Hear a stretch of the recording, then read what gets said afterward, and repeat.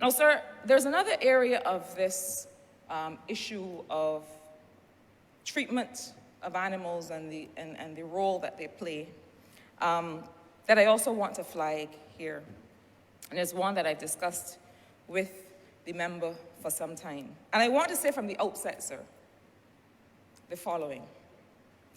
It is possible to care about people and animals at the same time.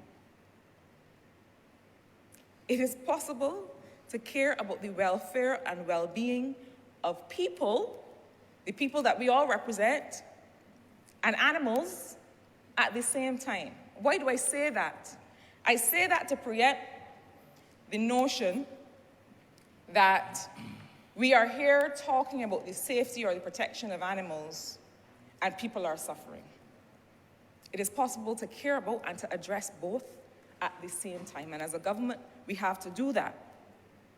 And in fact, I would venture that the true test of any society, of any people, is the extent to which their care for the most vulnerable creatures among us. The true test of us as a society is the extent to which we care for and protect the most vulnerable creatures among us. Now, I know that there's a big debate open in all kinds of places about why we should protect dogs and cats more than we should protect pigs and cows. And I'm not aiming to get into that today, because arguably you should protect them all. Even if you mean to eat a creature does not mean that it should be mistreated until you eat it. In fact, the fact that you will later consume it, if you are so inclined, I'm not, the fact that you will later consume it increases the argument that you should treat it better. So the principle that I'm about to apply applies equally to cats, dogs, lizards, horses, cows, pigs, all creatures.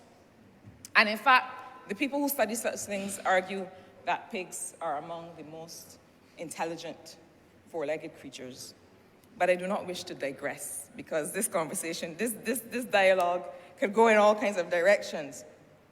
But I want to address the issue, sir, quickly,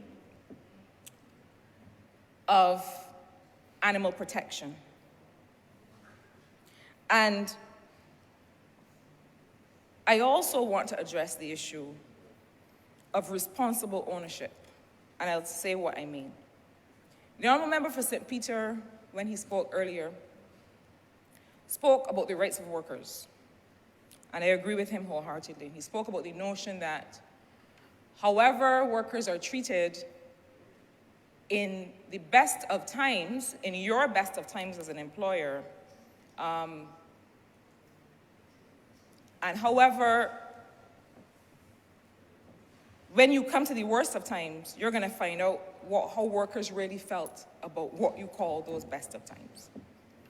And we're seeing that all over the world, that people are taking all kinds of decisions about whether they want to return based on how they feel that they were valued. And I absolutely, wholeheartedly agree with the question of the rights of workers and how we treat those rights of workers. I also believe that any conversation on rights comes with a conversation on responsibility, always. And I feel that we have to balance that conversation always. We seem to think that whenever we talk about rights, we can only talk about rights. And that we should not at the same time talk about what are the responsibilities that accompany those rights. I think that responsible citizenship, responsible governance is about talking about them both at the same time. And equally for this topic, sir.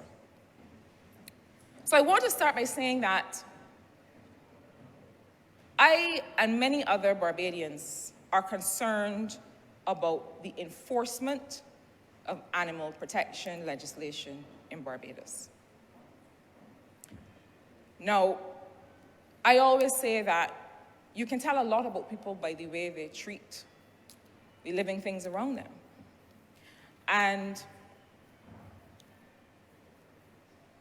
we seem to have, and I think it is improving, but I think that because in great part, I believe, of our history, where we, as descendants of formerly enslaved people, were fighting to prove that we were human and not animal.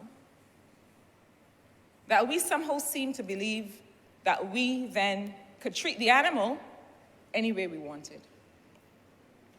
I'm not a historian, but as an economist, it is my job to understand why people do what they do. And what has been encouraging me recently is that I think we are evolving from that. I see more and more that there's an appreciation for how animals are treated. But I also see many animals who, I dare say, some of them have been released. Some of them have been dumped. Some of them have been dumped with the express wish or desire or result that they die. And so they haven't been surrendered to a shelter. They've been they've been carried to a dump. They've been dropped in a quarry. They've been shut up in a box. They have somebody has just opened a gate and let them walk off without knowing or caring whether they live or die. These are living things. It seems to me that the legislation that we have is adequate. And even were it not, I am advised by the responsible ministry, by the minister, that amendments to that legislation are underway to strengthen it. And I think that's important. But I think one of the other issues that we have, as we have across several of the areas of the ministries of government, is an enforcement one. And so I think that we need to be able to set up systems for people, for example, who find it difficult to hold on to their animals. Even if we don't care for the animals themselves, which I hope we do, we certainly have to care for the repercussions.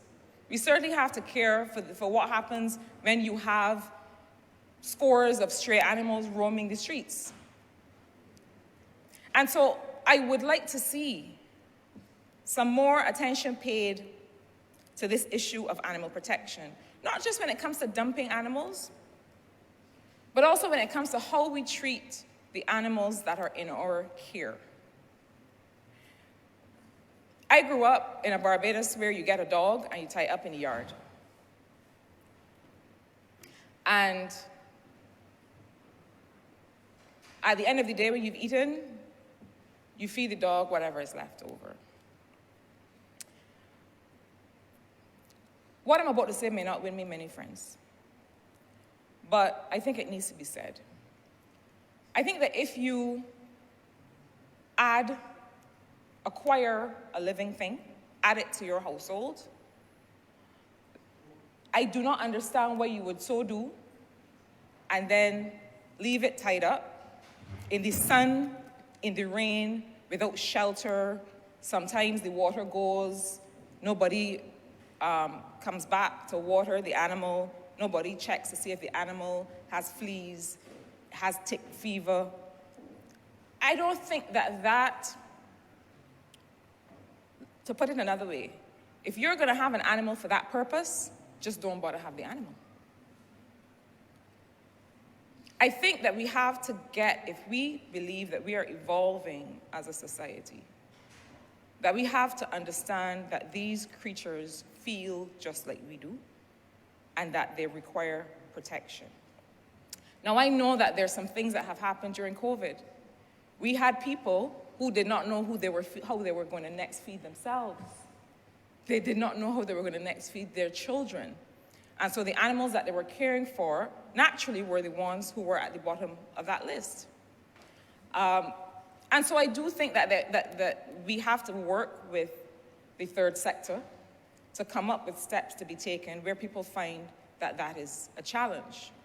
And so I think that there's space in the legislation, but also in the way that we practice what we're doing to strengthen the level of animal protection. I know that the Honourable Member for St. Joseph is probably in front of me thinking, well, my enforcement resources for the things that affect people are stretched, and you want me to send resources for the things that do not affect people. or that affect people to a lesser extent. I know that there are enforcement issues. And so what I'm calling for is for partnerships with some of those agencies that may be able to help support government's enforcement capacity. I know there's enforcement issues across all of the agencies that have to enforce. But I do think that we can't simply say there are enforcement issues and leave it alone. We have to address this issue of animal protection because it will only get worse if we do not make it clear that it is something that needs to be addressed. And I don't think this is an area where, unless you have deliberate harm being caused, I don't think this is an area where we need to bring down the hammer in every case. In many cases, you need to support people in what they're trying to do and help them understand how they're causing harm. But the other part of this that I will quickly get to in my 2 minutes that are left is the issue of responsibility.